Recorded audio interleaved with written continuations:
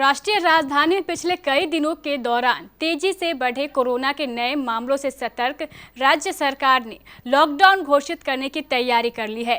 राज्य सरकार ने केंद्र सरकार से भी भीड़भाड़ वाले उन बाजारों में लॉकडाउन लगाने की इजाजत मांगी है जो कोरोना के हॉटस्पॉट बन सकते हैं। इसके लिए केंद्र सरकार को प्रस्ताव भेज दिया गया है। हालांकि एक दिन पहले ही स्वास्थ्य मंत्री सत्येंद्र जैन ने दिल्ली में फिर से लॉकडाउन की अटकलों को खारिज किया था। मुख्यमंत्री अरविंद केजरीवाल ने मंगलवार को मीडिया को बताया है कि कुछ बाजारों में दिवाली के समय भीड़-भाड़ उमड़ी। इन बाजारों में लोगों ने ना तो मास्क पहने और ना ही सोशल डिस्टेंसिंग का पालन किया। इसकी वजह से कोरोना तेजी से फैल रहा है।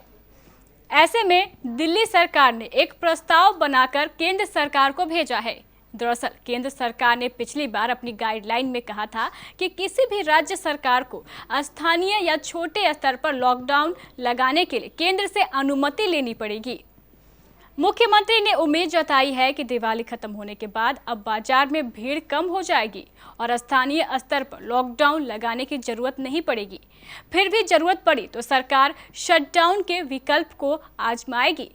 इसके लिए देखा जाएगा कि बाजार में सोशल डिस्टेंसिंग और मास्क पहनने के निर्देशों का पालन किया जा रहा है या नहीं, और वह क्षेत्र कोरोना हॉटस्पॉट तो नहीं बन रहा है।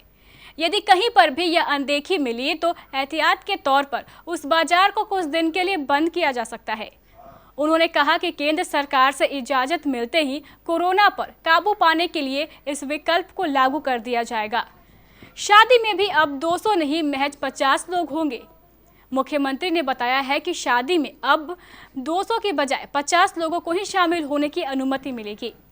इसका प्रस्ताव उपराज्यपाल के पास मंजूरी के लिए भेज दिया गया है। दिल्ली में कुछ हफ्ते पहले कोरोना की स्थिति में सुधार होने पर राज्य सरकार ने केंद्रीय निर्देशों के मद्देनजर शादियों में शामिल होने वाले लोगों की संख्या 50 से बढ़ाकर 200 कर दी थी। लेकिन कोरोना के बढ़ते मामले को देखते हुए इस आदेश को वापस लेने का फैसला लिया गया है।